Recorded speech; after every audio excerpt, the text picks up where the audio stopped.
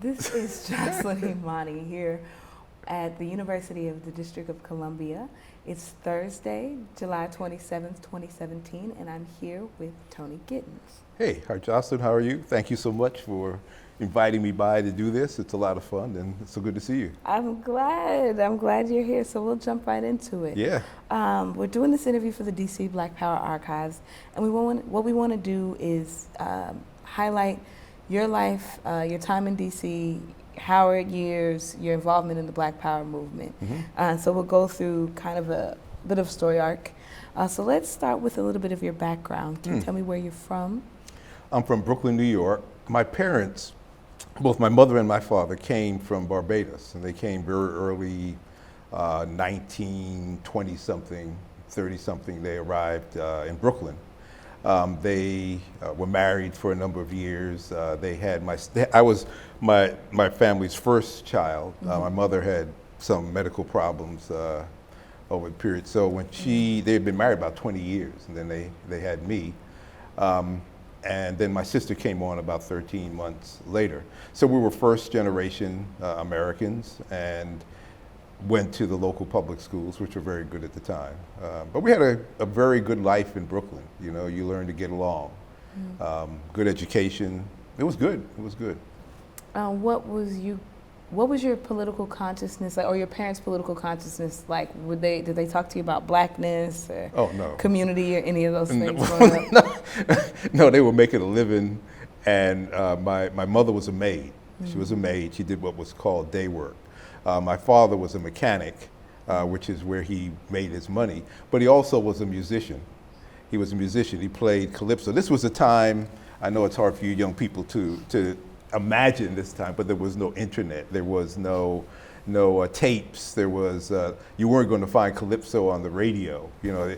And if you wanted to have a party, you would hire 3 pieces. My father, and he'd bring a couple of other, and that would be your music for your party.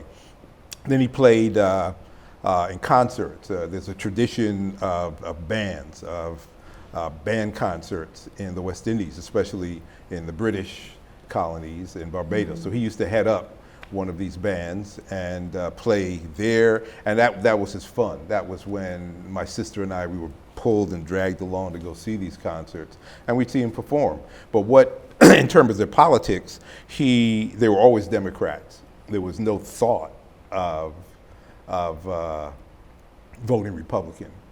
You know, there was no thought of that or any other kind of party. But if you were black, you were, or Negro, it's called in those terms, those times, you were going to be a Democrat. And I was born into that. It was like being born into a religion that, you know, so your parents have certain religion, you're born in, and that's kind of where you wind up. But what there was, though, because they were West Indian background, that there was this sense of being in it but not of it. That there was this other place they called home. That was their home.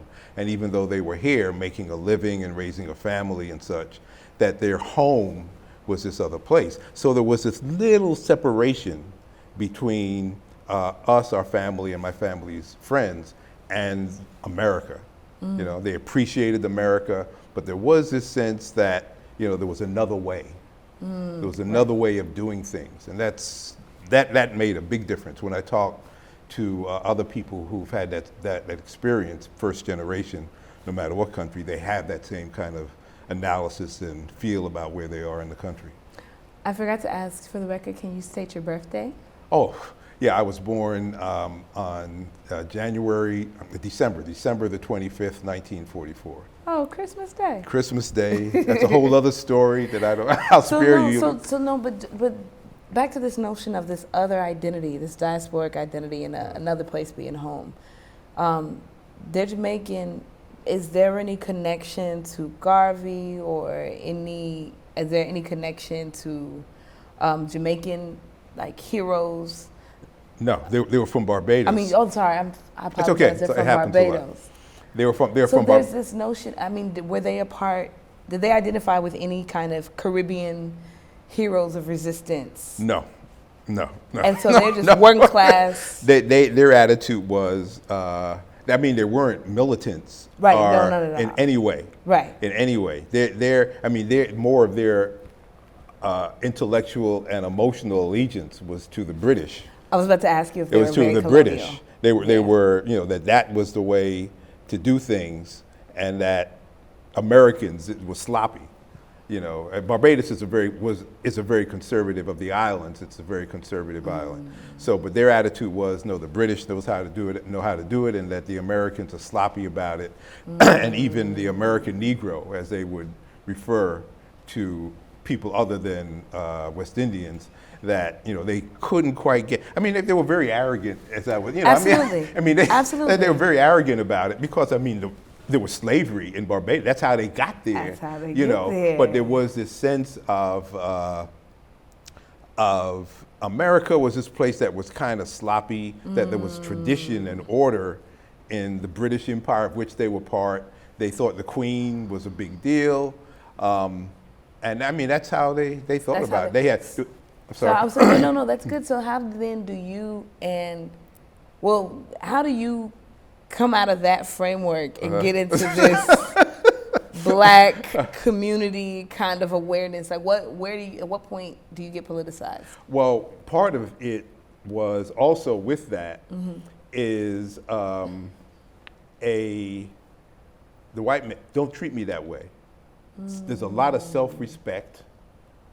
There's a lot of self-respect. I'm capable because I came from this country where the accountants were Black and people owned property and the school teachers were Black. I know we can do that. And you got to pay me to work. I'm not going to work for free. And no, you ain't going to do that. You're not going to do that to me. That's their response when they encountered American racism. Yeah, yeah. Wow. They and in their daily lives, they're not going. If anybody tried to abuse them, they try to take advantage of us. I remember that as a kid, watching that in my house. People trying to sell us stuff that was not going, and they wouldn't be taken advantage of. They were polite and they were courteous and they were not militant in any way, or there was no real resistance. But there was this thing of no. There are a number of civil rights people who came out of the West Indies, and when I saw it's that same kind of feeling. No, man, you ain't gonna do that. You just, right. If you do that, then that ain't gonna work out for you, and yeah. How do you see that quality, that trait, becoming then influential and instrumental in your later life?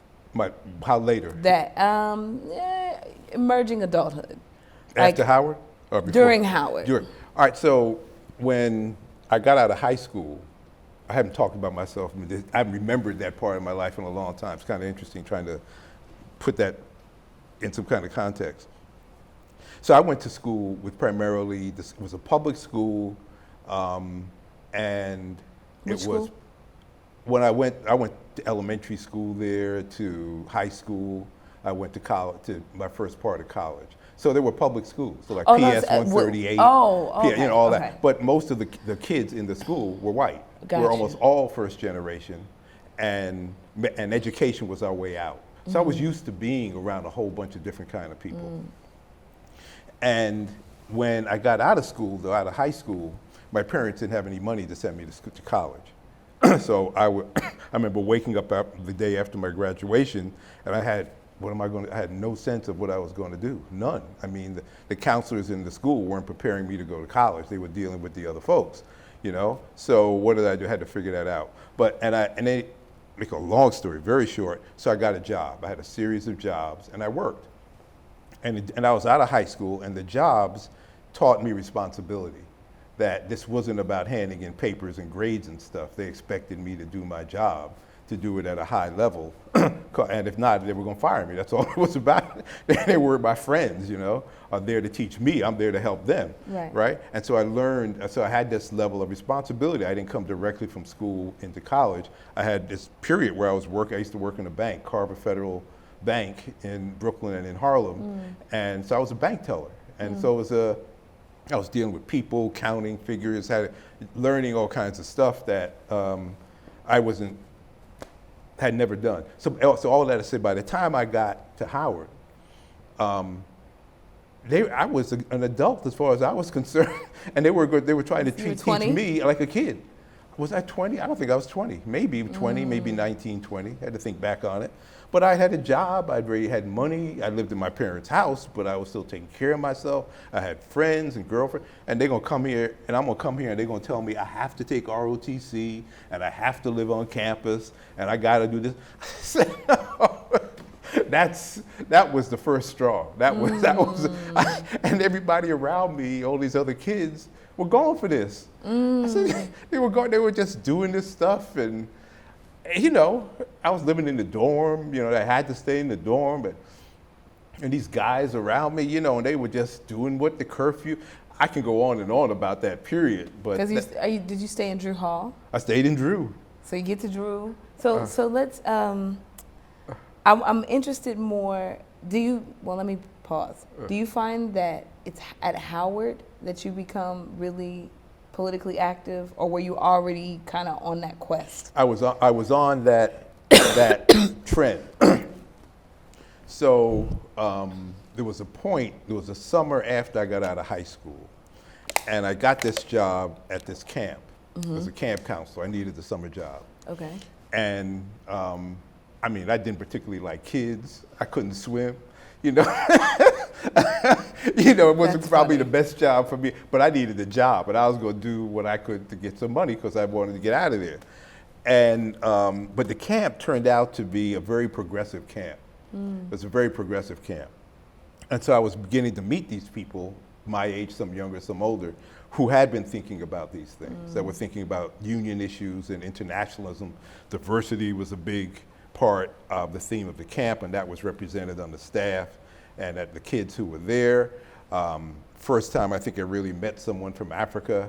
Her kid was there, and I got to talk to her about things. And that is what gave me some political context for some of the thoughts that I was having. I was already pretty rebellious, but began to give me some. So when I got to Howard, I was looking for people who shared that kind of view with me, that interest in seeing the world as a bigger place, and then very concerned about, I'm going to use this term, Negro, or black people at that point. James Baldwin was someone that I read everything that I could find that he had written. Bayard Rustin I'd run into in the park and just chat with him for a brief moment. All the plays I could find that had black characters or black themes, I was going to see them with not a lot of my personal friends, but folks that I had met. Often I'd go by myself. I was going to the jazz clubs, the Thelonious Monk, Cannonball Adderley, they were playing, and I would go after school. They let me in. I'd be there at these clubs. Were you having to go to Manhattan, or were you staying in Brooklyn? Having to go to Manhattan. Yeah. Having to go to Manhattan. None of this was in Brooklyn that I could recall.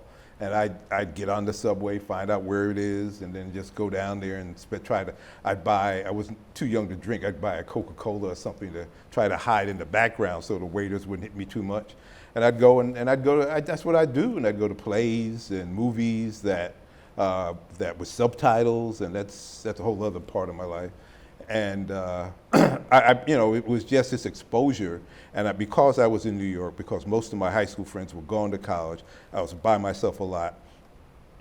I had to make my way, but also my activities were around my interests at the time. I didn't have to compromise with my other friends who might be interested in other things to do it. So it wound up being a formative period in my life. But by the time I got to Howard, I'd had that experience of doing those things. For me to then show up and then begin to try to treat me as a child, and I'm paying tuition and all that, I found it insulting,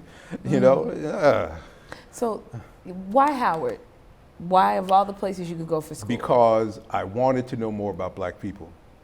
That is it. I had other choices. I'd applied, there are places, but I wanted to go to a place where I could be around black people and learn more about black people. That is it. But why not Morehouse or Hampton? I didn't know very much about Morehouse. I looked at Central State. My sister went to Central State, and so I went down there to look at it. It was a bit too rural for me. It wasn't me.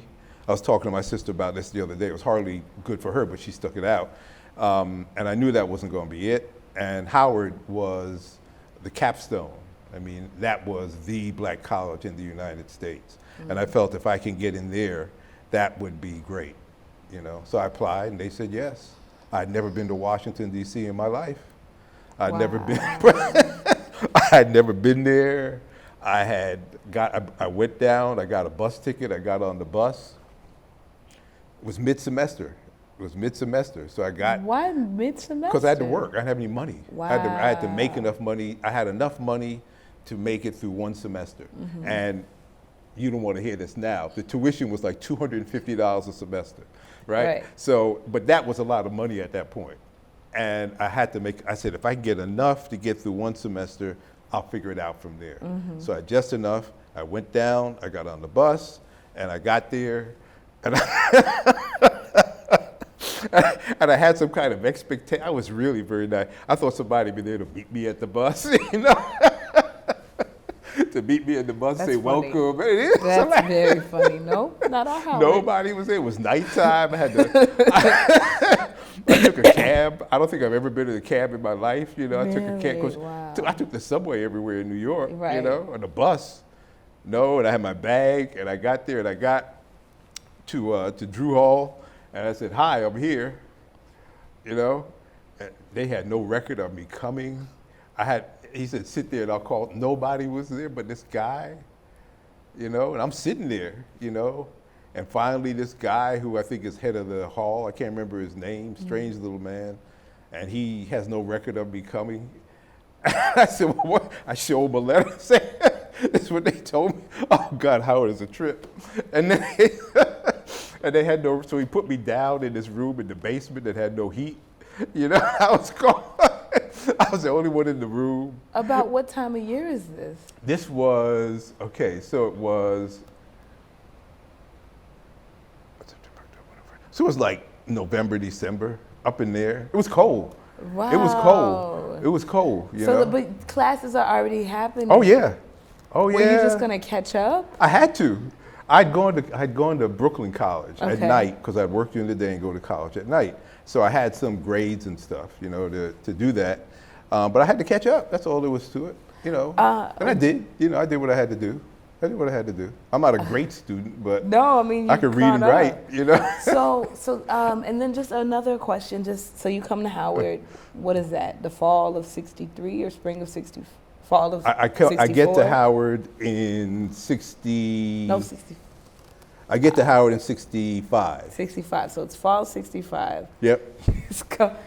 It's very funny. I know you know. Because it's very believable, and I can see that happening right now in my head. As you were talking, I saw Howard you is going a into strange Drew. place. And I tell people all the time, it's every black thing is opposite. Dr. Carmichael was not wrong. That is still today It the is most. true. The It most is a useful. wild place. So all right. But there, like other friends said, but there are a whole lot of black people there.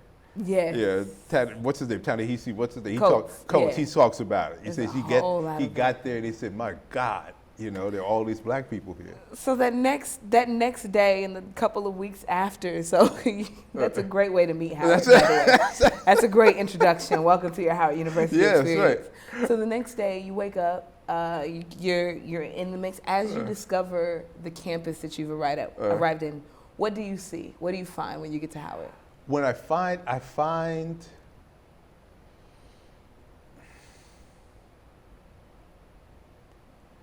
got to think about. I remember meeting some people, the administrators there. I had to take exams and stuff to get in, you know, where they figured to place me and all this other stuff and I'm sort of. I say I can handle this. This is not like New York. I can handle this. I can figure my way through this one. You know, this is not like going to Brooklyn College where, you know, there were like very hard instructors and I just this feeling of, you know, I know I can deal with this. You know, I was good. Then I remember going to, I heard about this ROTC thing, compulsory ROTC. I said, But even as a transfer student. If you were, see, it's for your time. If you were a young man and you were in your freshman and your sophomore year, ROTC was compulsory. you had to take ROTC. So did you transfer in as a sophomore? I came in, I was something, either an advanced freshman or close to a sophomore. Oh, okay. Close to a sophomore. But it was no question. You had to take ROTC. And the Howard at that point might be the same case now. it was the Army source of black officers.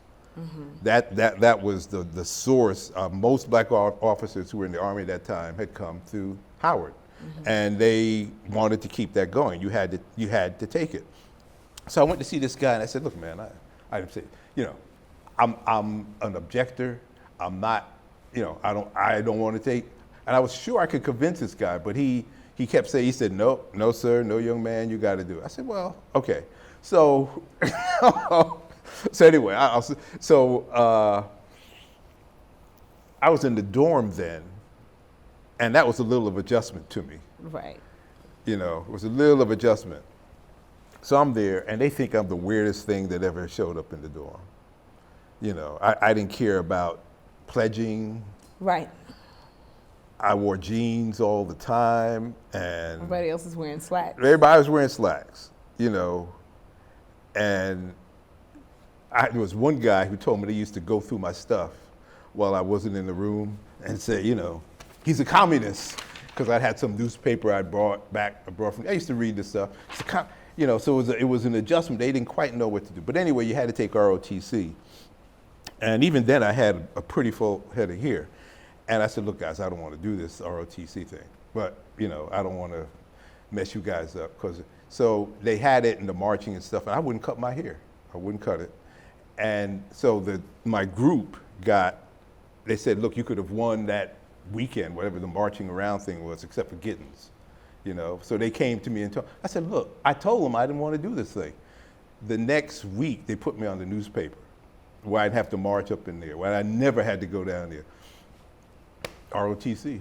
But then, when we got deeper into the protests, this was a protest led by Michael Harris, who was a freshman, a great class, the 67 class. And they went up there, and I was with them protesting ROTC, and they stopped that. Like 2 weeks later, they stopped it, and it's no longer compulsory. So all the men who've gone through it since then, who didn't want to take ROTC, they could look to Michael Harris for that, that they were the ones. And with Howard, the thing is, you tell them, you try to reason with them, then you just got to say no and put your foot down, just put your foot down and say no. So that's good. No, that's good. I want to talk more about like that man. I've come up on compulsory ROTC, and even you explaining it gives it new depth in my brain. As you're finding the rules, the curfew, the paternalistic kind of structure. When you first start to feel uncomfortable in that space, are you talking to your roommates about it? How do you go from just being personally like thinking this is not cool to vocally, So I go to the campus newspaper. I picked up the Hilltop, and I said, okay, they're at least talking about some issues and problems. And I go up and I say, look, I want to be a reporter for the newspaper. And that's the start. All through my time there, that's where my friends, my civil rights and movement friends on campus, that's where we were. When did you join the newspaper? The semester I got there. Wow. The semester I got there, I marched up there and said, look, I'd like to be a reporter, features reporter. And they said, okay. So I remember Mary McKeeba was performing on campus, and I got an interview with her, which was great. Aretha Franklin, I think she was there for, might have been some event. I went and got an interview with her. Were you the only one? Was somebody already doing that? Or No. Wow. Again, I was brazen. I mean, I go backstage and ask for the interview, Wow. and I said, look, I just need 5 minutes. She's great. If students love her, they really want to hear from her about it. And they'd say, okay, come in. And they'd be sitting in their dressing room. I say, I'm hating to bother you. And then I'd ask them questions, bam, bam, bam. I was out of there. Right. I was able to write a great article. Right. And then there were other things that I wrote, and they gave me I got the award for the best features writer that year Wow. on the newspaper. And then the next year, they asked me to be features editor. But anyway, that's me. But anyway, that's where I met brilliant people like Adrian Manns, Carol Carter. There were a couple of other people up there, and they became my colleagues, my friends, who would talk about Howard and talk about the movement and talk about the country at large, what was going on. But they were the ones, they were reading, they were thinking, and that's where my friends were, and other people who came through the newspaper while I was there. So what student groups, in your first year in that 65, 66 school year, do you remember going to any protests or going to any bull sessions led by any student groups? And if so, what's the political climate on campus like? Well, the climate is, there's some militant folks. Now, the year before I got there, I think it was 65, Stokely had left. During Stokely's time, Cortland Cox, Charlie Cobb, I can't remember this, Smith, I can't remember her first name, I'm sorry. Jean Smith, who was the first Howard woman that got an afro and got all kinds of grief about that.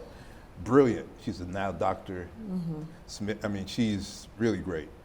And those folks had left. They had gone down south to work with SNCC. So when I got there, there weren't many of those folks there. There were a couple of people. But anyway, it was somewhere in that semester, it was after Goodman and Schwerner and Cheney got killed. And I said, I want to go down there. I just want to do something, go down there.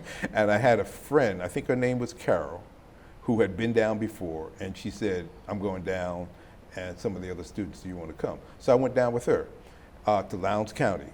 And I was down there, it was some kind of break. It might have been the winter break or some kind of break, Thanksgiving or something. And I remember going down with them, and that's when I met Stokely and Jim Foreman, Bob Mance, some other folks that were down there, and talked to them and saw what they were doing. And I said, this is it, So then that's when I that's when I became, that group then became my friends and colleagues. And Charlie, I don't know if Charlie was down there at the time. So that's when I got to know them and got involved and talked to them about Howard and talked to them about what needed to be done and understanding the place a little bit more. And that's when I went back and I said, this is it. This place will change. When? I came back, it was in 66, I think. Okay. I was back then. I wrote articles about my experience there. And that, just solidified my involvement with but they were always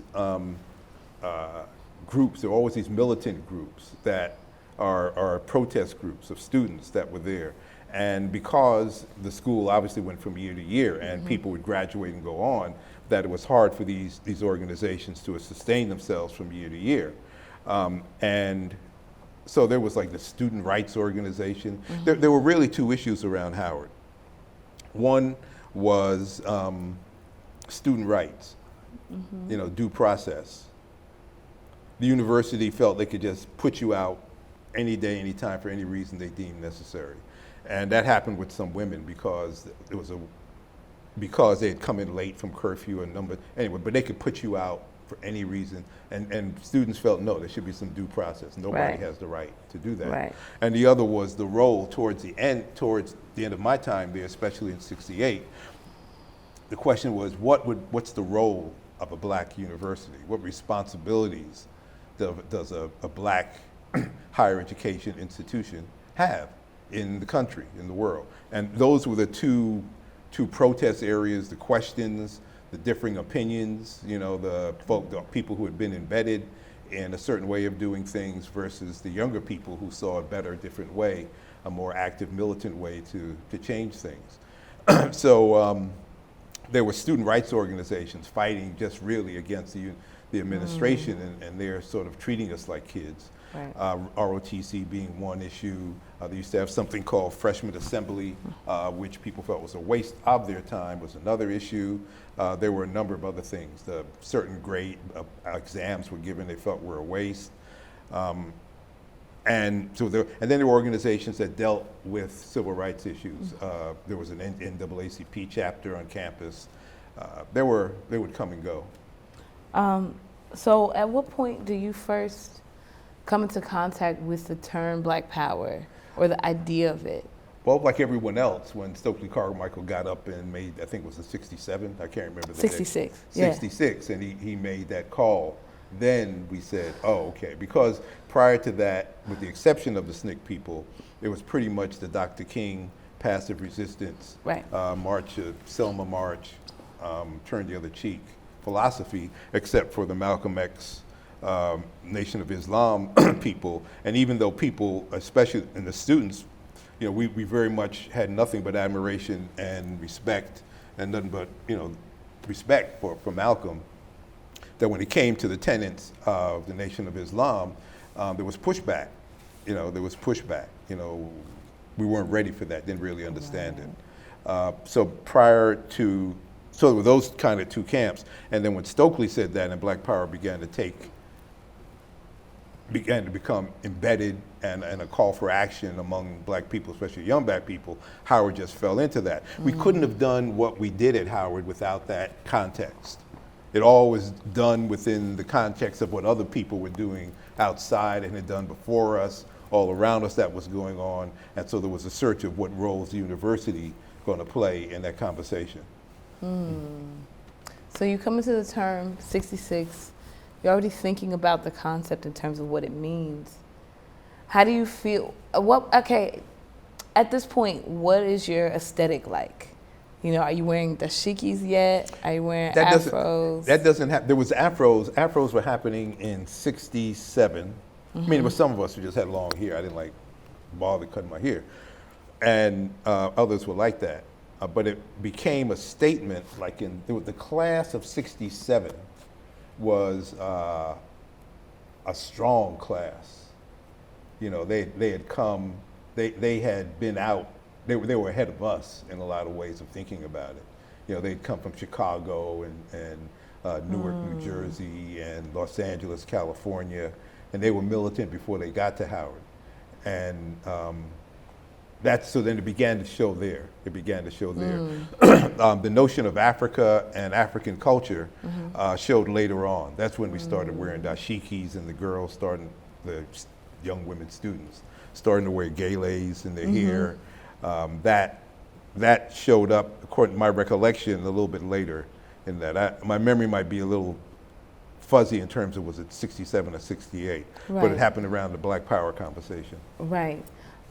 So then can you tell me some of that? What besides yearbook, what are some of the clubs that you participated in or activity? Yeah. I mean, not yearbook, newspaper. There was not very much. There was a literary magazine that my wife showed me and said, you were an editor. I didn't even remember doing that. But that was pretty much, you know, they were the militant groups, wherever they were at the time, you know, I was somehow involved with them. Ujamaa is one of Ujamaa them? came later. Okay. Ujamaa came towards the end of 67 and up in 68. Okay. That's when Ujamaa came. Ujamaa came when, you want to talk about Ujamaa now? Yeah. Okay. If it's, is there any group in before Ujamaa? There was a Black That you Power joined? Committee. There was the student, the SRO. You were in SRO? Yes. Okay. So Yes, yeah, so I want I to get- work through those organizations to get to Ujamaa. Okay, I got to think about it a little bit. I have some Okay. notes that I took a chance to Yeah. write down, but I don't know if I have everything. There was the Student Rights Organization, and then there was a Black Power Committee. And I think I was up in there as well. Then there were these cultural groups. There was something called the Presidium or something. These young people who had another group over there, and they would put on events and things off campus a little bit. That's my recollection. There might have been more. I'd Okay. have to think about it a little bit. But in there terms were of your about 3, involvement. and it changed every Right. year. That's- It changed every year because folks would go and then folks would come, and we understood that. We understood that. And one thing I gotta say that that there was like Adrian and myself, maybe Carolyn, if I remember the conversation that we had said we were going to stay here. I mean, we understand the issues and we know we could go other places. What do you mean stay? At Howard. As opposed to like transfer? They were putting us out. They had expelled me. Right. They had expelled me. So I mean, I could have gone off to something else, but the decision was made that we were going to stay. So all that is to say that when these students organizations be one year and they disappear the next, that we were involved over the years. We were there whenever it happened to be. We were there. We were going to be there in some role because our interests were, broad, Right. and commitment was broad. Right. And I'm not saying that. I don't want to make that sound like there was something kind of special, but that was just the way it was at the time. We felt I think. I really don't want to make it seem that way. There was a lot of confusion. When I'm speaking about now, it seems, bam, bam, bam. But at the time, there was a lot of not being sure, being indecisive along. What are we going to do about this? Indecision, confusion. There's a fuzziness about stuff. So it wasn't bam, bam, bam. I think that's important to highlight that. That's a useful contribution because I think looking back, it looks like they had so much together and they knew they had this political stance. And even for historians, part of the reason why I wanted you to explain your organizations leading up to Ujamaa is what I know from even my own research. Yeah. Is that there's these ways, my own research as well as my own lived experience with whatever political organizations I've been involved in school, that it is because student populations are transitory by nature. It is this kind of ebb and flow, and it'll be the same people with a different name the next year. Right, that's except for one founder had an argument with another founder, so they made this group, and these people made that group. Right, yeah. And it's really the same people jumping back and forth doing the same thing. Yeah, that's it. So in terms of, I know for my work, in terms of being able to trace, to even be able to identify some sort of genealogy, for lack of a term, just kind of documenting it. But it's easy, this notion, I want to peel back the layers a little bit more where you're talking about this emotional side of it in terms of what it feels like to go through these organizations. I'm an 80s millennial, so my cohort of folks have grown up romanticizing you guys, from the Red, Black, and Green to Malcolm X, and so forth, and kind of almost this bit of performance of activism as you ever seen the movie Don't Be a Menace to South Central while drinking your juice in the hood? I don't remember. But yeah, there's these caricatures. There's now in modern media the trope of the Black Power activist who is, maybe wearing a kufi, maybe wearing a camouflage jacket or army fatigue kind of jacket, talking about the man and what we're going to do. Yeah. And there's this idea, looking back retrospectively, that there's clear through lines, that there's a sense of knowing, of purpose, of understanding, having read the Marx and the Mao Zedong and and mastered this literature, that as activists you guys are sure. But and I know this is a long setup, if you can just talk a little bit more about what it felt like and the not knowing and the unsurety, talking about the internal dynamics of these organizations that you're in.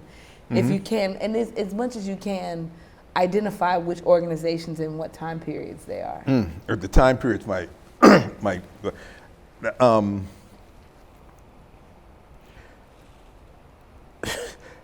the organizations were not very organized.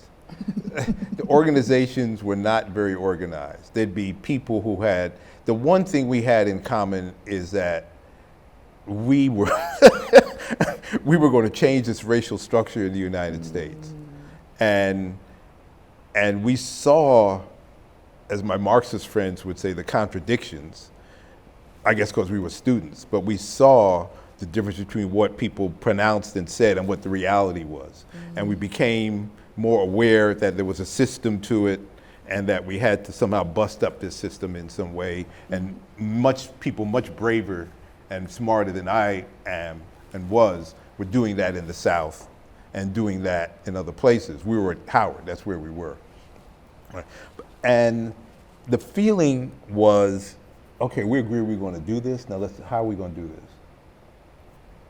I remember before some demonstration sitting next to people saying, what are we going to, I'm talking about, we get ready to jump off and do something in the next 5-10 minutes. And I remember Adrian was looked at me and said, Gittens, this is really unorganized. What are we going to do? We had no idea. And we just stood up and went forward, She looked over at me and said, Gittens, what are we going to do? But there was not this, there was a sense of, we got to do something. We got to do something. And some people had better ideas about it. I'm trying to, but the point that you were making earlier, that somehow, and I've had this experience with other younger people who thought, and I've been talking to other people about this, who really do think that what was going on back in the 60s was this, everybody was clear and marching forward with one ideal. And no. And it's important for people, your generation and younger, to know that, so that there was a lot of failure. There was a lot of mistakes.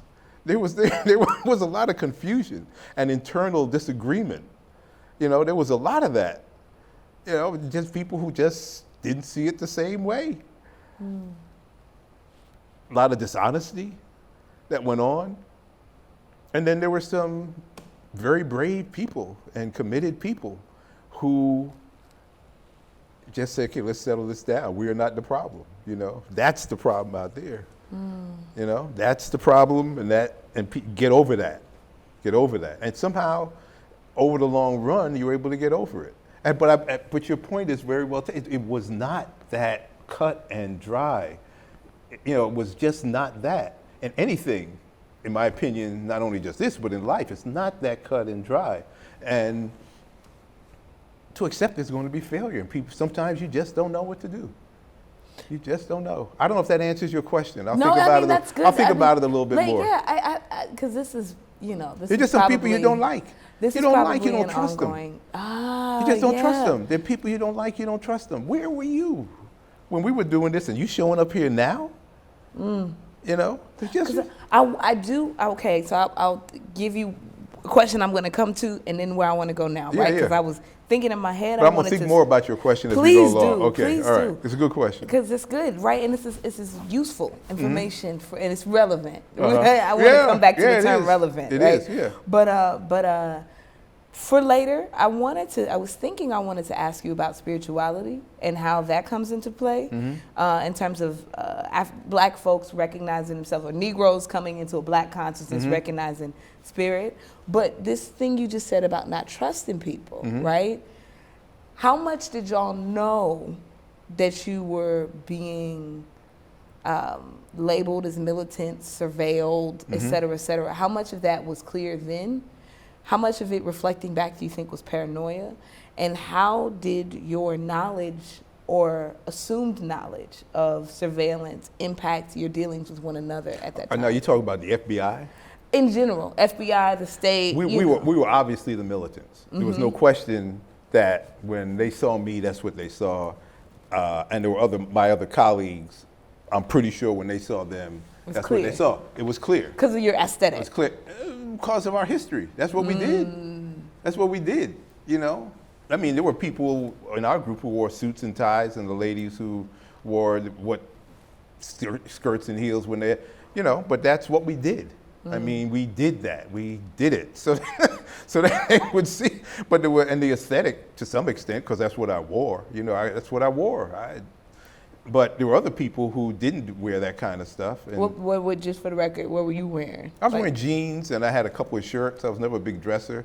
I had this, what I used to call my uniform. I went down to the Army and Navy store and got a Army jacket. You know, I was ready. You know, I was ready. I'm thinking about it now. Oh, you know, I had all the uniform stuff on, but it's just what I wore. You know, I don't know. It's what I wore. Did y'all have any sense of being surveilled by the state, whether it's the FBI or No, harassed by you and I were, police? you and I were talking earlier about the FBI stuff. No, well, I had no sense of it. Only now that some people are asking for the records from the FBI files, that I could see that there were people there and other things that we did that were put us under surveillance. But you know, we were pretty much known as the militants on campus, and I don't know how far ahead to get of your story. No, jump anywhere. Okay, all right. So there was one of the demonstrations that we had there was a guy, I can't think of his name now, I can look it up. He was head of the recruitment service, selective service. General Hershey. General Hershey. So General Hershey, what was in student awareness, which is another story. They had brought him on campus. Project Awareness. Project Awareness, Yeah. which I used to head, by the way. Not the time they brought him up. After that, Wow. I became head of student awareness. I brought up Karanga and Muhammad Ali and all these other folks there, but he was bringing this guy. All right, so he was there. And we said, this guy, why would he bring this guy up here? Why would he have to? And we just went up there and broke it all up. You know, stopped him, chased him off the stage. You know? Who decided that? I can't even remember. Because I know I have can't remember. in my records that you're part of that protest, that Robin Gregory is a part of that protest. Robin, I don't think was there. She could have been. It was a long time. It was another one of these things like, okay, we're going to stand up and do this. I can't remember. It was no like planning meeting. I don't know if Adrian was there. I can't remember. And it might have been Michael and his group. Might have been the freshman guys who were there. Michael was there, Sam. Because this is like, I thought that was the spring of '67, so it might have been the fall of '67. It could have been. Okay. I could look it up again. But no worries, no worries. I can tell you, no. It was on March 21st, 1967. So spring '67. And he was up there on this. I said, no. So we broke all that up, right? And that's when the administration began. All right. So the next day, there's a congressman who says, these students don't appreciate all we've given them. There are a bunch of radicals there, and we should look into the budget of Howard University. And that was it. That's when the administration said, oh, these people are messing with our money. At that point, 56% of the university's budget came from the federal government. And they had something at stake that was beyond campus. Then they had so the next couple of days, President Nabert at the time goes and apologizes. And he sends them this letter saying, we're sorry, it's just these outside agitators that are doing this, and we're going to take care of this. We're going to take care of it. And that's when they start making this march towards gathering the names and the photos of the students. That's when they began to do surveillance on us. That's when they start looking at us specifically. And that's when they had a list of the students. They had like 59 students on this list. That's when they got it down to like 30 something. They started looking at photos of things events that we were involved in. They went and they got news footage because the local press was covering the student activity, and they were taking newsreel, and they went and looked through all that, and they picked out the folks who they thought were the ringleaders of these protests. And that's when the surveillance started to show up, because we had no sense to know anybody was taking photos or paying attention to us. We just found that out, when all of a sudden they decide that, we got to get rid of these people. And that was driven because of the Hershey protests and the fact that they were concerned that the government was going to punish them for not being able to control us. And that's when they said, we'll take care of that and bring it back to a nice, quiet campus where people come and study to learn how to be good white people. Right. That's essentially what they wanted. They want everybody to be nice clerks for the federal government. That's what they wanted. Yeah. That's what they wanted. I wanna ask another question about this notion of internal dynamics. Uh-huh. Do you remember any ideological or personality splits that halted or threatened to halt mood production?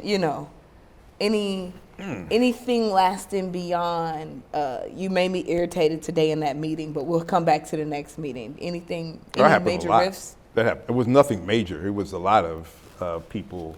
I mean, there were people who were integrate. They thought they believed in King. And violence was not. We weren't talking about any violence. Is this like Gloucester Current? Would he be in Gloucester. that group? So Gloucester was president of the student government or something like that, and there was this level of student administrators, right? And Gloucester was Gloucester, and Hewitt Brown was part of that initially, and there were these other students who were there.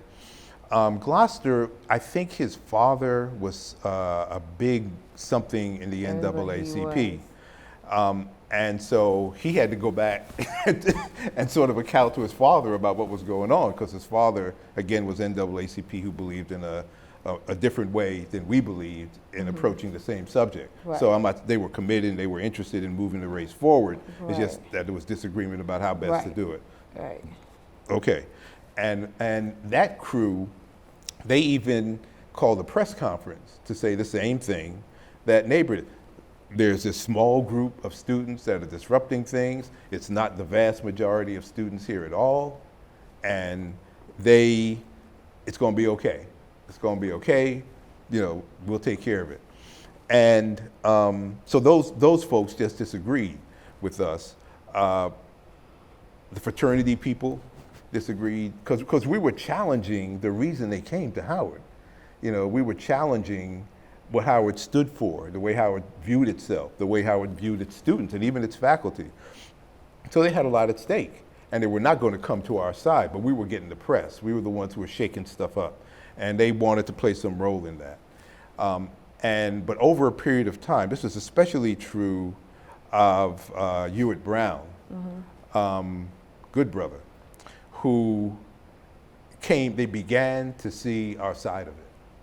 Because they went and they tried to reason with these folks. And they would have meetings and committees set up, and they would want basic kinds of things, and they were getting nowhere. And Hewitt especially said, "I've had enough, I'm tired."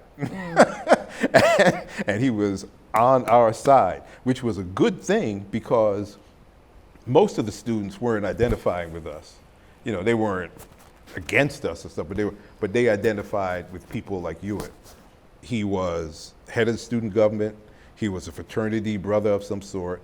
He was on the track team and an excellent athlete. And so they trusted Hewitt, And so it was good to have Hewitt as part of our group, where then he becomes part of the conversation. Right. And so we had our people who were coming, and now we also had his people coming. So that was a lot of people. Now, who's your people? Your core group of people before Myself, you? there was depending on what time, myself, Adrian Mans, a woman named Carolyn Carter. And we were the three, that were there most of the time. Then there was Michael Harris, when Michael came in '67. A guy named Sam, I can't think of Sam's last name. A guy named Butch, I think. Can't remember his name. A guy named Huey. Can't think of Huey's last name. But Huey was the one, he came in with a big afro and said, "I ain't cutting my hair." Oh, what's that? I can look it up. That man's name is on the tip of my tongue. Huey, and he had a little group of him. But because he's in the class of '71 as well. Huey, he came in '67. He came in '67. Yeah, he came in I know '67. what you're talking about. I just can't call his name. I can't call his last name, but Huey. Was Maisha Washington? Yeah, coming she was in. there. She's in the mix. Yeah, there were the women. Robin had been there with Stokely and them and got involved in SNCC stuff when they were at Howard. She lived off campus a lot. That's a whole other, the Robin Gregory story. So there was myself, Adrian, Carol, and there was a couple of other people, but we were older because we had been there longer. By the Right. time 68 came, we were seniors, and Huey was coming in at 67. Right. But they were good brothers. They were strong Right. brothers. And that was sort of the crew. Right. Hewitt's group came in a little later when So they Hewitt saw. came in '67. Hewitt came in. I mean, not came to Howard. It came into the fold. He He- was your classmate, right? Oh, yeah. So, but in terms of him changing his politics, or not so much changing as much as it is like affiliating with you guys and having conversations with you guys. That's '67. I mean, we always talk. That's 67, 68. Yeah. I mean, we'd always talk. We just wouldn't agree all the time. But Then you Hewitt was, a smart guy. He went on to become Prime Minister of Bermuda, of Bermuda, which I think is something that he always aspired to. That's where he was from. He was another first generation. I don't even know, but he was from the Caribbean. Yeah. We talked about that earlier. Yeah. But he came along, and he was very well respected. He got involved. He stayed involved. Once he got involved, he stayed involved. And even after he left and went to med school there, he was a leader in the med school for some things. So yeah. So I wanna move us forward to get to the takeover. Hershey Spring '67. That's what gets you kind of identified and on list and expelled, because they expel you over the summertime, right? They expel us. I think there are about 17 or 20 of us that they sent the letter saying, "Don't come back. You can't come back. You're out. You're out." Were all of those people actually involved, or were some of those people misidentified? Some were misidentified. Wow. Some were misidentified. And they. Some of those I think who were misidentified, they took care of them. They said we made an error and they took care of them. And then, so how do you, after getting this letter says, don't come back, thanks. What's your response? Yay, let's go get them.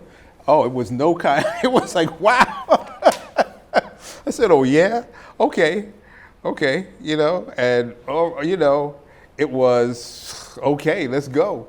I mean, really. So we came back. I came back. It was during the summer. They were cowardly in doing that when everybody had gone home, when nobody could really, But it also meant that we had time to resist. So when I went back, I was home. I remember I was helping my mother doing stuff in the house and stuff. I was home, and getting on the bus and coming back, and we came back. And then the folks who got kicked out. We got together, and then we had some very good faculty who were helping us. Andrus Taylor from the English department, Ackland, I don't know if Ackland was around then, Ackland Lynch, Greg, can't remember Greg's last name, but they were faculty there who also, they might have not renewed their contract as well, because they were supportive of us. And then Jay Green. Jay Green was a law student at Howard Law School. And Jay was very smart, and he was older than we were, and he said, let's see if we can mount a legal response to this, because the question was due process. Because we said, you have no right to put us out just like that without any due process. You haven't talked to us, you haven't heard our side of things, you haven't given us any of us a chance to respond to these things, and you have no right to do it. Howard would say, we're a private institution, and we could do whatever we want to do. And the question is, was Howard a private institution or a federal institution, given one, it was established by the federal government in 1897, and two, that it got most of the majority of its funds from the federal government. And that was the argument. And so they weren't just dealing with us, they were now dealing with these attorneys who had volunteered to help us. And they would do stuff do legal stuff. They have depositions and file papers and all this stuff that scared them. They would happen to come in there and they would say, I have a copy of your check here. Where did this check come from? The federal government. Well, how could you say you're private and your salary is being paid? And it just scared them. They didn't want any part of that. They definitely didn't want to go back and have the Congress and all those people look at it, and they said, come on back. We're going to allow you back in. But don't do any more protests. Don't do anything. Oh, that's Right. Now, Oh, yeah. what is the connection? So Are we were you guys, back. We were back. Are you guys what's your relationship with the activists in the art department? Like, are you in conversation with Akili Anderson at this point? Yeah, yeah. There's a photo I had in it's in the book we had talked about. Oh no, Ron at the time. Yeah, you know, he was the Afrocoba arts guy, and Donaldson? Jeff came to teach there later. Jeff was in Chicago at the time, but he was part of the whole folks that were trying to asking the question of Right. what is black art. You know, what is black art? How, and how does that break with European traditions in art? And he was one of the folks. There were people asking him, music all over the place, everywhere. It was fascinating. People were struggling with this question: how does Black Power get itself expressed? And what you're doing, So then, the theater. Oh, are you guys doing other programming besides breaking things up? Are you guys, as an organization, besides going to protests and shutting people, going to speeches and telling people no? I don't know if we were doing it. There were other people who were doing it. They were our friends. I don't remember writing poems and stuff. There were folks who were doing that. I mean, but even something like, are you guys creating, here's a program to think about black masculinity and we're going to feature music, or, you know what I mean? There were Are people you, who were doing that. So, okay. And you guys They are were going. the campus around 67, 68. They were doing that, and they would get a lot of. There were people who were doing plays. I remember going into one thing, and I don't even know how I wound up in this room, but they were talking about black economics, and they had a guy there, can't remember his name, brother from Africa, and he was talking about different approaches to that. In the art, Harry Quintana. Harry was in the architecture school. He was Puerto Rican. He was from New York, and Harry was looking at architecture in black communities, and is there some different way of looking at that? He talked about alleys and how maybe as opposed to alleys being the back of the house, how do you make them the front of the house so that people would things that, I'm not an architect nor an associate, but I mean, it was those kinds of conversations that were going on all over the place. Now, whether we were involved in them or not, I can't say that. I would show up, but Right. So moving forward to March 68. So you sue or threaten to sue, get the lawyers involved summer 67. You come back fall 67 semester. You're still involved in the anti-ROTC. I think ROTC might be gone by 67, 68. Well, I thought you said Michael came in, so so 67 he's is when there, it's gone. Fall 67 Yeah. is gone. Is there anything else of note that happens for you guys fall 67 that you could think might The before fall the of 67 in Hershey, we broke up the convocation. And I can't, opening convocation? I knew that was when I was forgetting. we broke up You the broke up conversation. opening convocation. And at this point, I can't remember exactly why, but it was we had a good reason, whatever it was. I remember feeling like if I'm thinking in my memory banks right, I want to say it's because you guys had some demands that still were not being met. Oh, we had demands. You had demands that We were had still, demands. because there's these demands that you guys issue. There's multiple sets of demands, but I remember reading that opening convocation is broken up because of demands. So, I'm going to march forward we get to February 16th, 1968. That's one of my favorite days in all of Howard history. Right. Because you guys draft up that 2-page mimeograph, and I wish I had brought the copy of it. I have a copy of Spear and Shield. Good. That Spear and 2-page Shield, right. mimeograph list of demands that you guys made.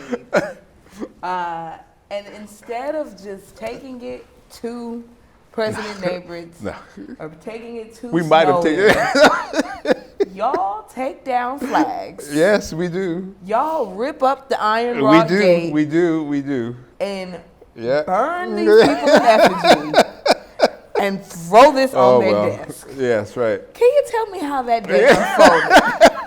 Well, they had, I think, so we went and we disrupted the convocation and we read our demands to the people who were there, right? And then, was it the next day or the day after, they decide that they are going to put us out. No, they were going to put it. They wanted to bring us. They wanted to put us out, and then they started trying to hold these hearings, and I think that was Robin Gregory was the first one. Robin Gregory was the first one, and I'll speed along. I can get too. Okay. I know I can get too No, that's okay. It's much useful. into detail. It's useful. But Robin and Robin was the sweetest, nicest person you ever want to meet. And she had an afro. She had run for homecoming queen and won. Yeah. And they were really treating her kind of badly, you know, homecoming. All the stuff that usually traditionally goes with homecoming queens, that wasn't for Robin. You know, it was tough on her. It was tough on her. And anyway, she was around one of these demonstrations, and they saw her photo, had issues with her anyway, and they were now having this meeting to discuss it. And of course, we were there. You know, we were there. So that was one thing. Anyway, so speeding along. So then we just got tired of this stuff. We broke up the conversation. They were really mad at that. They tried to put us out again. And that's when not only we said no, everybody else around us said no. No, we aren't going to do that. So that's when we start burning stuff in effigy, taking down the flag. You know, some people were burning their draft cards. Right, because by this point, the draft is getting more intense. Getting more intense. It was during the Vietnam War. Are y'all knowing people who are, not coming to class because they've been drafted, or? Once you're in class, if you were a student, then they wouldn't draft you. Okay. So everybody, it's a whole other conversation about Right. But they wouldn't draft you, but everybody had to get a draft card. I imagine it's the same now. My sons have draft cards when they got to a certain age. But they weren't going to the Army, right? So they had done all that, and then people just got tired of this stuff, and then we had this rally. It was in front of Douglas Hall. We used to, a lot of people who don't know how it is, with the area there, and then there's Douglas Hall, which is an old Howard tradition, old hall, but filled with history and stuff there. Had graduation moved from being in front of Douglas? Is it? No, when I graduated, it was still at Douglas. They put chairs out on the grass, and you came. The weather was fine. You'd do that in your stuff, right? But I remember that after doing all that stuff, and again, Black Power was going on all around us. Right. We were not. We did that much. Black Power did this much. Right. We're in the context. People who did stuff were doing things outside of the campus, who did stuff way before we got there. We were just happened to be there at that time. No heroes at all. And I remember that the night before we had some meeting where we said, okay, let's go sit in the administration building. Right? And so we were there, people were making speeches. Jay, who had left school, he had left Howard. I think he was in Yale then. He'd gotten a scholarship to Yale. Jay said some talk, and then I said some talk, right? And there was the usual 25 of us, or 50 out there. And we said, okay, we're going to go do this. And so I remember turning around and walking towards the administration building. And Adrian and Carol, they were very close to me at the time. And walking, and we're getting ready, and I turned around, and there were all these students behind. Mm-hmm. It's one of these moments that is just so surprising. Mm-hmm. It's so surprising. I turned, and there were all these people that were behind us and were marching in with us. Mm-hmm. It was when I think about it now, it was quite incredible. One of these, and these folks who we'd been trying to move for years, were then there. And Hewitt, I don't know if Hewitt was there or not, and we marched in and filled up all the floors. At the height of it, we were there from March 19th to March 23rd. So that's 4 days we were there. And took up every floor in that building. I think it's about a 4-floor building.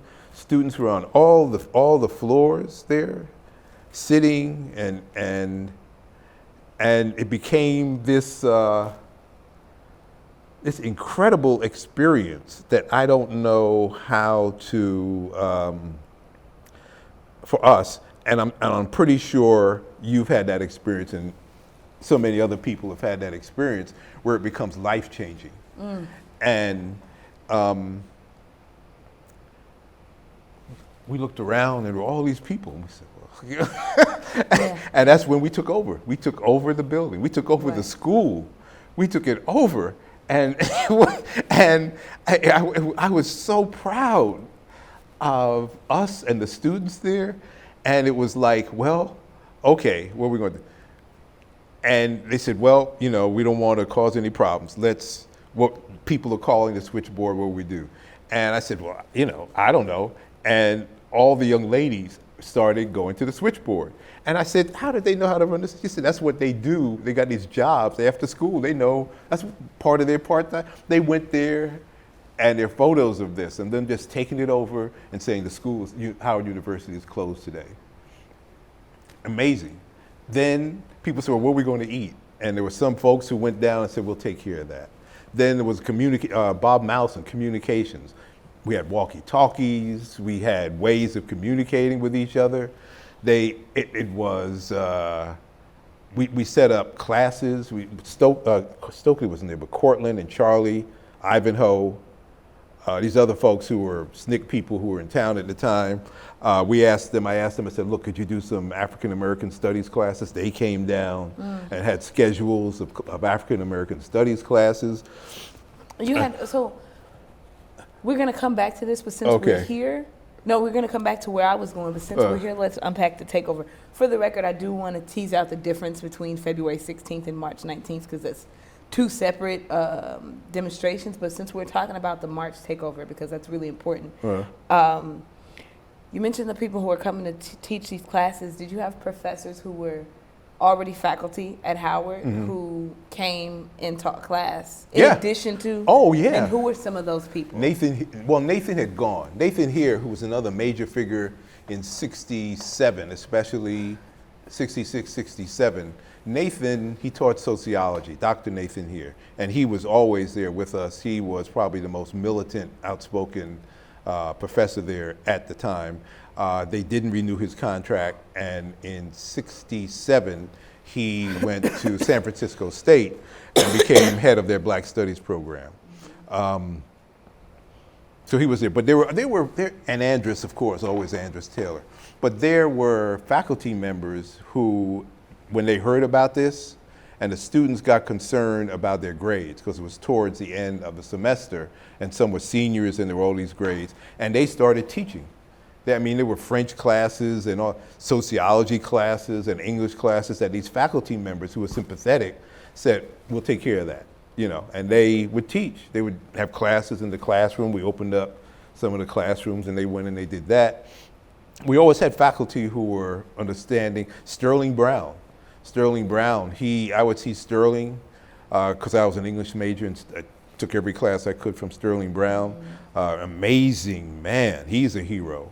You know, but Sterling, I'd see Sterling and we'd shake hands saying goodbye, and I looked and he had left $5, and I said, man, what? He said, you know, go buy some mimeograph paper, so you guys need something, you know, you need.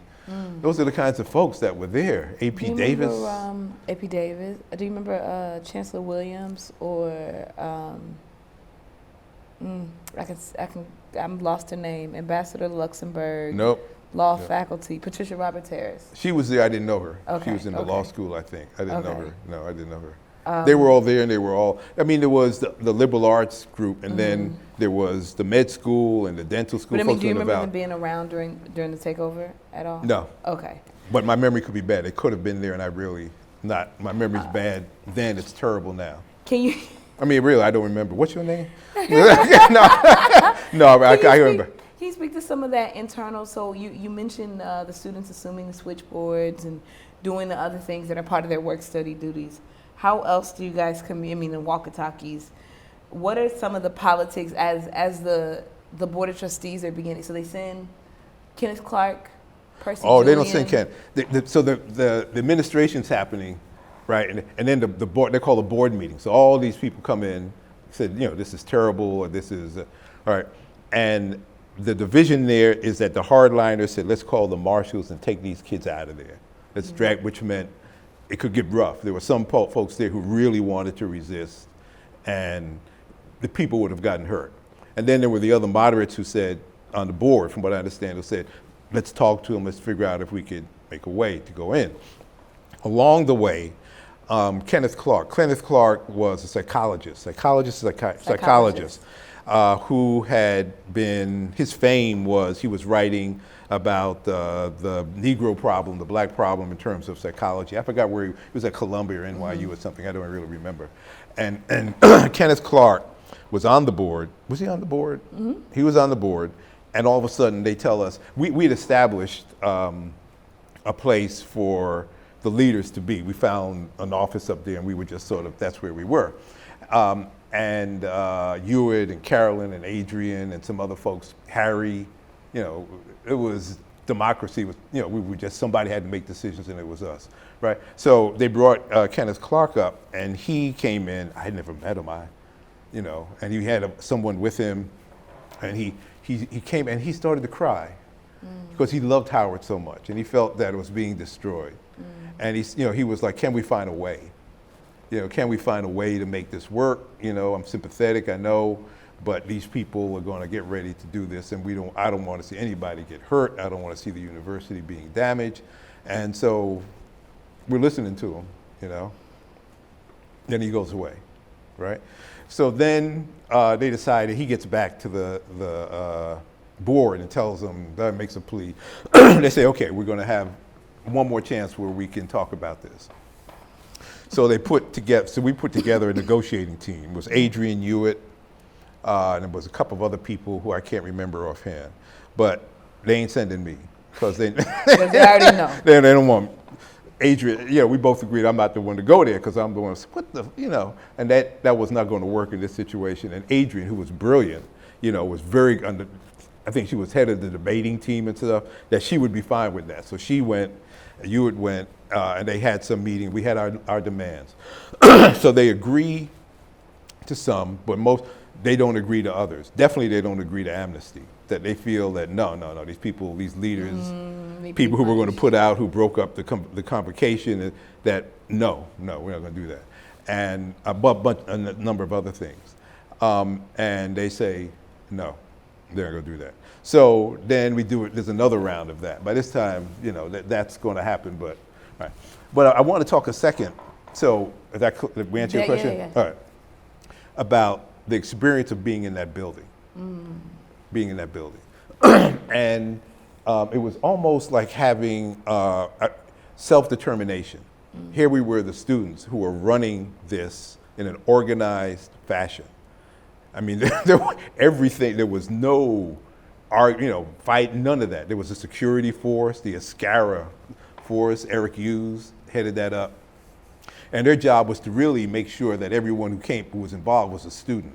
They weren't there to control the students, but they didn't want any vandalism, and they didn't want people just sort of wandering in. So everybody who came in the building had to show their student card.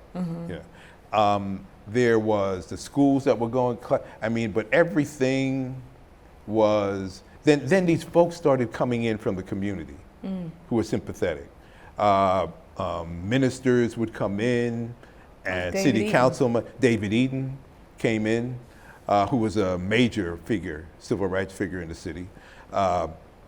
People who were political folks, they would come in and they would stand there behind us. And then there was an entertainment committee, and there were a number of these, but there was one I remember where Melvin Deal, who, if you're in DC, you know who he is. He brought African dance to DC. Brilliant stuff he did. And they gave concerts, jazz things were going on. They came in, and that was going on without any problem. Self-determination all the way. Decisions were democratic. A couple of times, if we had to make major decisions, we call a meeting of everybody and go back out. That happened about twice, especially the last one. And it was this feeling that I think when I see people after it, and I don't see a lot of these people anymore. I mean, our lives have gone on in different directions. But they talk about how that experience affected everything, I won't say everything, much of what they did after Howard. That they felt this feeling of pride to be a part of that, you know. And the last thing I'd say about that is it's the kind, and the movement stuff that we did, it's the kind of experience and education you cannot get in a classroom. You can't, you know, we were kids and we were figuring this stuff out, you know, and the folks who had gone down south, also the SNCC people especially, they talk about, I mean, and my life after that. I mean, these were things that you can't, there's no class that could teach you how to do that. You know, you grow up real fast and you make decisions real fast, and your decisions have some impact, in some cases, your physical safety, and just an incredible experience. Okay. Okay. Oh, okay. Okay. Oh, okay. How you doing? I'm good. Tell me. Josh Meyer. Give me a minute. So, Yeah. I was. we Yeah. want to get to falls and stuff. Taboo. And then we jump into question. Okay. All right. Okay. Hi Josh. Bye Josh. Okay. Thanks Josh. So you want me to speed it up? No yeah, problem. we got just a couple more questions. Okay. I'll speed because up the answers, I need to get past the protest. Do I just go back? Yes, you can go. Okay. So I want to just narrate briefly and like run down the chronology. Tell me if I got it right. So we have February 16th. You guys have that protest where you take the spear and shield and the flag and everything, drop it on Snowden's desk, drop it on in neighbor's empty office, and you give a certain date to respond. They don't respond. Charter Day happens. Y'all shut that down again. Right after Charter Day, now it's March 19th. You have a rally at Douglas, which turns into a takeover. 4 days later, these negotiations, this narration, you come out. The only piece you don't agree on is, you don't agree that there'll be amnesty for they don't. There might be more. I don't Right. remember every You detail. don't agree. Well, no, I know that you don't agree that Neighbor will get fired, and you don't agree that Howard will become a black university, because the conversation at that point is Howard needs to become a black university. I've seen in the literature the idea that turning it from Howard University to Sterling Brown University is a conversation on the table. So then it's, you get through. So March 23rd, you walk out. Just 2 weeks later, King is murdered. DC burns. You guys set up the Student Response Center. Then we get through, the rest of the semester into the summer. We open back up in fall '68. And amongst other things, the Ujamaa folks have run successfully in the spring of '68 for student government. So we have QT Jackson as the president, and a couple other people have offices that are running on this Ujamaa platform. Fall of '68, they negotiate using this political consciousness. They utilize Howard University Student Association funds to put together this Towards a Black University conference. Can you tell us some about the concept of a black university at large, and then about this conference in particular? I can tell you about the concept of a black university. I cannot tell you about the conference. I was not there. I was out of the country. I was traveling in Africa and Europe at the time. So there are other people who can, Ackland Lynch can tell you, and Cortland, they can tell you a lot about that. When I came back, it had already been organized. I think it was in the middle when I returned back to Washington, D.C. So I'm not the best person to answer that question. Okay. I'm sorry. But what happened was, because I graduated in '68, so I was out of Howard. And Ackland was still there, Michael, QT. No, Michael, I don't know if Michael was there or not, he might have left. But anyway, there were students who were there. And so the university had acquiesced to almost everything that we had asked for. But the question was, well, what is a black university? Like the same question of what is black power? What does that mean? And people were trying to define that. So they had this conference, which, reading the documents and talking to people about it, was a major step nationally forward. But again, the actual details of it, I'm not the right person there. I'm sorry. Well, can you share a little bit about the concept of the Black University? Yeah, when I got to Howard, the goal, what they were trying to accomplish was making Howard a Black Harvard.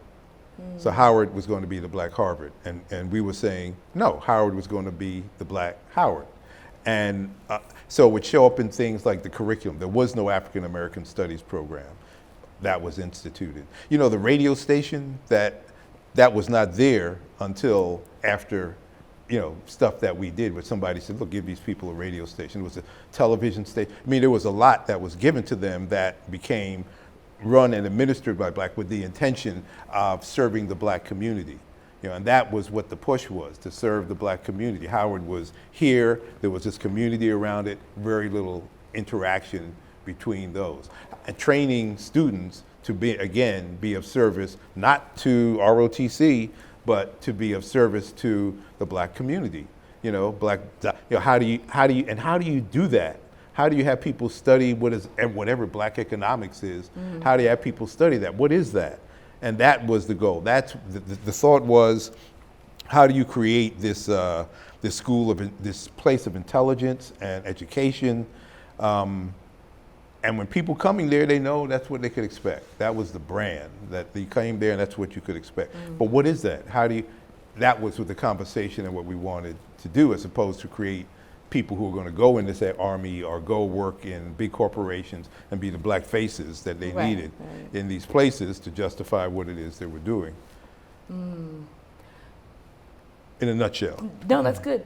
This you just said a good phrase, to justify what they were doing. Yeah. Right? And that what they were doing, in the interest of time, I won't ask you to fully unpack who they is and what they were doing, but I will ask if you can connect this idea of knowing who they are and what they're doing to Drum and Spear, what you guys were doing there. One of the tenets of Black Power is that racism travels through institutions, so you have to establish institutions to combat it. You know, institutions can combat institutions. So Charlie, Cortland, and some other folks created this organization that opened a bookstore and had a school and a publishing company and such. And when I got out of Howard,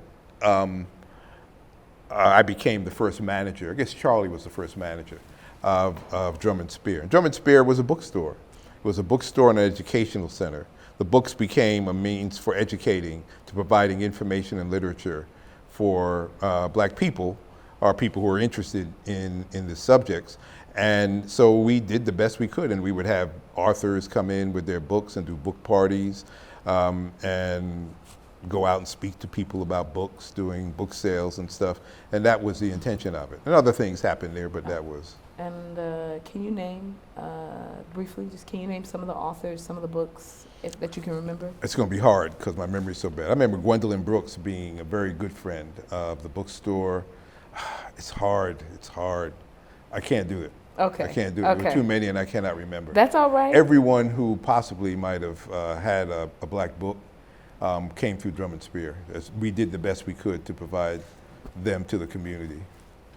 So, to wrap up, I just want to kind of get you to freestyle a little bit, for lack of to use a colloquial term, and just give some kind of closing thoughts about what Black Power was, how you understood it at that time, how it was expressed in Washington, D.C., and kind of any reflective thoughts about that period of your life. It's been a pleasure to see. I came to Washington in '65. It's been a pleasure to watch the progression of the Black community of Washington, D.C. America. There is a difference. It's better now. It's a long way to go, but it is better. Even when I was coming, it was better than what my parents had to face. What they had to face was incredible. All of our parents were heroes, are heroes. And so that progression has been been really impressive to see, and to see how Howard has changed. And I only know that because you're a Howard graduate. I mean, you know, you're an impressive young lady. I mean, and you came through, and I'm sure you have friends and other young people I've met who have graduated from there, have come through with consciousness and wanting to do the best for their community and their race, with a deeper understanding of how we got where we are and the forces that brought us here. We did not come to America by choice. We were slaves. My mother was a maid. My father was a mechanic. And we all have our backgrounds there. It was very hard to do that. And I'm glad to see that that's improved, that Howard has gotten a little bit clearer about its role in the United States and in our community. They've gotten a little bit clearer about it. There's still problems there, I understand, from people. Same kind of problems I faced when I showed up in 1965. What are you doing here? What are you know, kind of thing that happens. But it's changed and it's gotten better. There's a lot more to do. And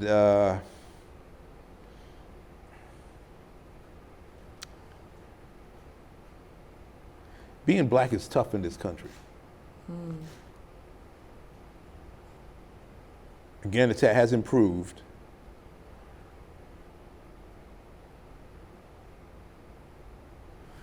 And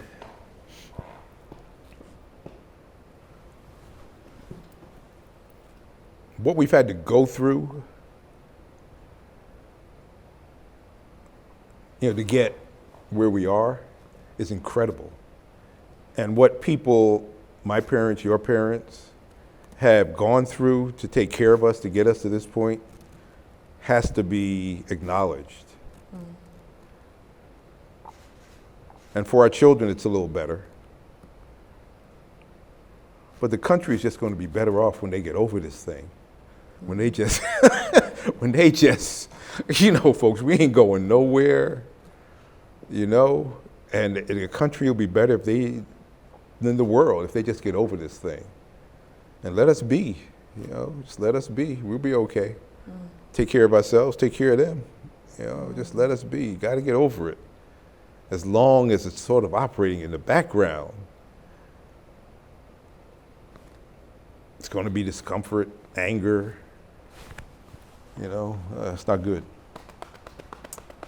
And on that note, I'd like to thank you. Oh, thank so you, much for thank your you, thank you, time. thank you. I hope I didn't go on too long. No, Thank you, babe. it's Thank you, fine. thank you. It's my pleasure.